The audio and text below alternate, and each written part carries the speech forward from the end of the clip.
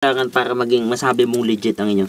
Katulad ng ganito dapat ang operation nyo. May gamit. Talagang may patunay na mayroong bakas ng tao dati na naglagay. Tulad dito, may mga uling. Ibig sabihin yan mga kasamang hunters, magandang palatandaan yan. Mga code at markings na nagpapatunay na mayroong malaking deposit dito mga kasamang hunters na nakatago. At patuloy mga kasamang hunters yung ating paghukay dito sa ating treasure tunnel operation. Kaya patuloy lang kayong sumubaybay. Ngayong gabi ay marami na naman tayong i-recover ng mga treasure trap and items.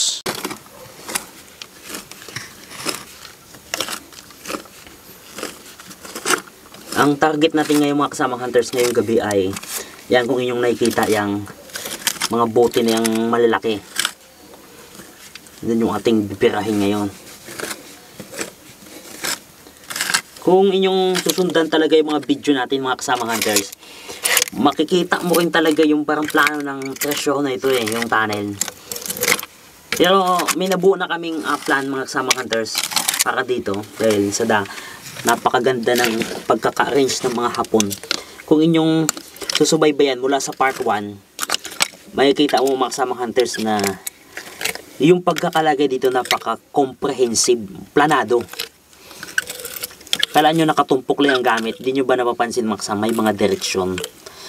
Mapapansin nyo, inipit ng maayos, inilagay ng maayos ng hapon.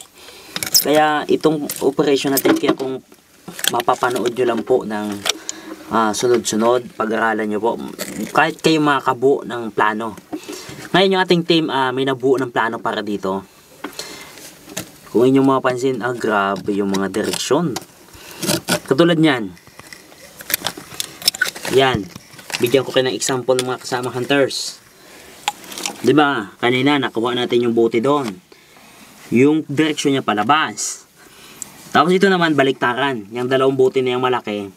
Isang palabas, isang papasok.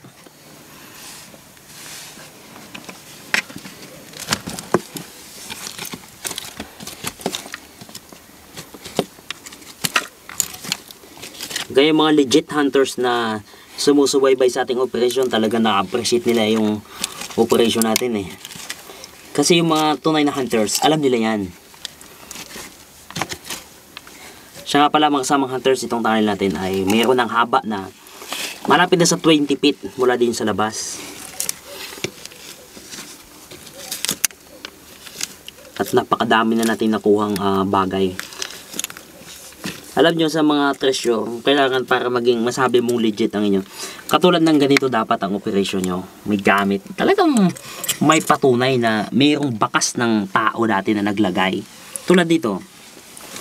Yan. Bakit nandyan yung gamit na yan? Dahil may naglagay. Ibig sabihin, mayroong nakatago. Saan nakatago? Yun, hindi natin alam. Yan na. Ano yan, mga kasamang hunters? Bahala yan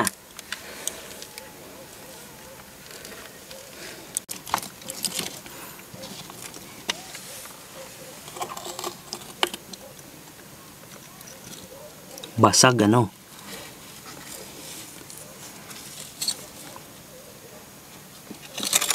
Yan, kita nyo po mga kasamang hunters. Basag na.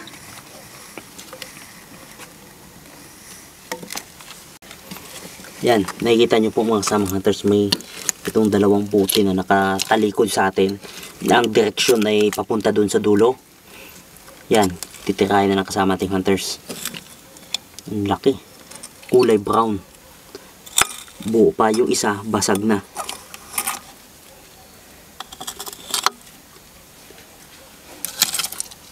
Diyan mo makikita mga kasamang hunters na ang paglalagay ng mga hapon ay planado.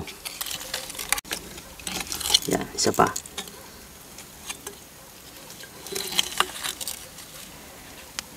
Ano, may markings. Bawat nakukuha natin dito mga kasamang hunters na bote ay mayroong mga code at markings na nagpapatunay na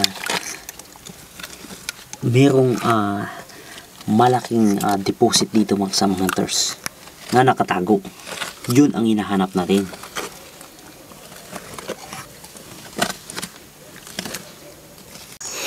Ayan na, kung inyong makikita mga kasamang hunters, ito yung ating nakuha ngayong gabi.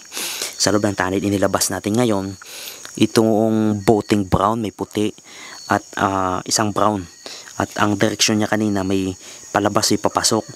Talagang naka-arrange ng maayos. Panoorin nyo na lang. Nakikita nyo naman sa video. Ngayon, itong boating na ito mga kasamang hunters, ito pala yung hinahanap natin ng karaan pa. Dahil kung inyong mga kasamang hunters matatandaan, ito nakuha natin ito. I think panoorin nyo sa may video tayo nito sa takip na ito.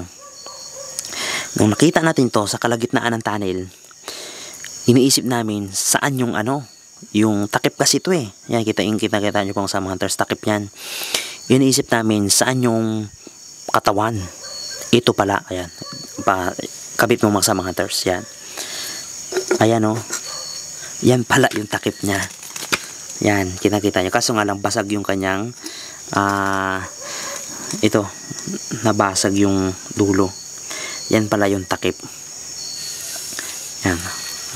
Iangat mo para makita natin mga hunters. Iangat mo konti. Ayan, kita nyo po mga kasamang hunters. Yan yung takip niya.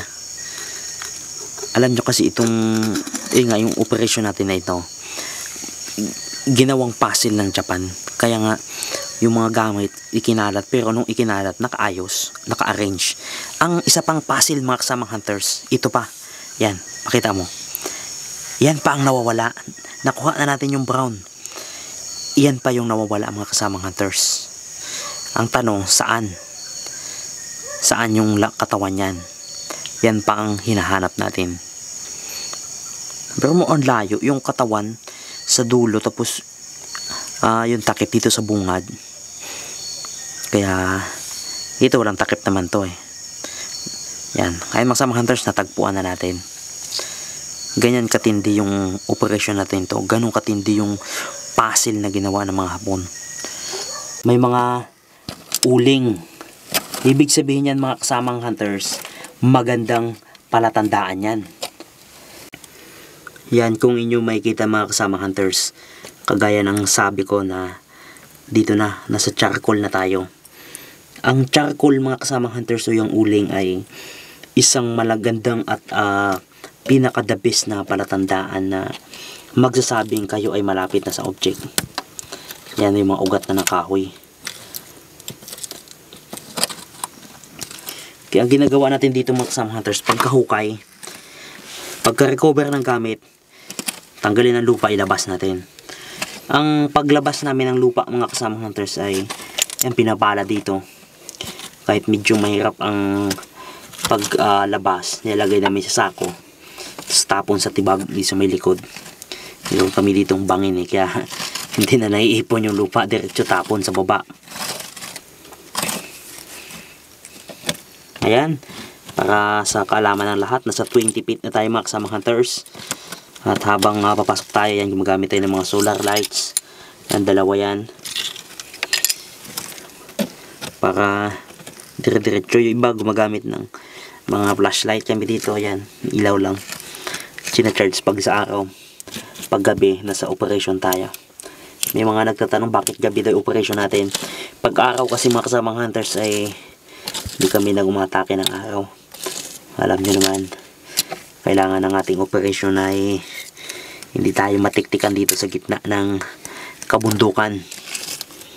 Kailangan itong aming site ay, bagamat ito ay naka-broadcast, ini-ere, pero ganun pa man, yung pinaka-exact location ay hindi natin sasabihin.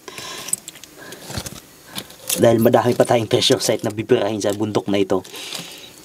Baka maunahan pa tayo mga kasamang hunters. Yan, kung inyong makikita mga kasamang hunters, ang dami nating nakuha ulit na steering rods. Katabi ng mga brown na bote kanina. Panalo talaga. Kaya yan yung ating dumadami ng dumadami ang ating koleksyon. Dami na tayong nakuha nito mga kasamang hunters. Halos mag-isang sako na.